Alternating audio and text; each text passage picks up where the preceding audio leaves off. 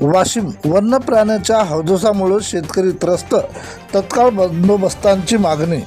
वाशिम जिल्ह्यातील शेतकरी शेती करीत असताना वन्य प्राण्याकडून मोठ्या प्रमाणात नुकसान होत आहे।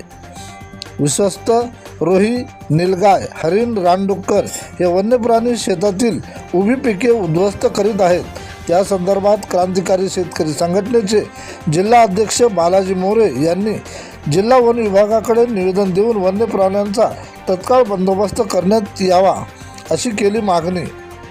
रात्रीच्या वेळी शेतात वन्य प्राण्यांच्या मोठ्या प्रमाणात वावर असल्याने शेतकऱ्यांना पिकाचे संरक्षण करणे कठीण असते, म्हणून क्रांतिकारी शेतकरी संघटनेच्या मागण्या जिल्ह्यात वन्य प्राण्यांचा तत्काळ बंदोबस्त करावा, वन्य प्राण्यामुळे शेतकऱ्यांच्या झालेल्या नुकसानीचे तत्काळ पंचनामे करावे, नुकसानग्रस्त शेतकऱ्यांना योग्य नुकसान भरपाई द्यावी, वन्य प्राण्यांना शेतात येण्यापासून रोखण्यासाठी गावनिहाय विशेष पथके नियुक्त करावीत, मागील नुकसान भरपाईची प्रकरणे त्वरित निकाली काढावीत, नुकसानग्रस्त शेतकऱ्यांना न्याय द्यावा, अन्यथा तीव्र स्वरूपाचे आंदोलन करण्याचा कडक इशारा यावेळी बालाजी मोरे यांनी वन विभागाला दिला आहे।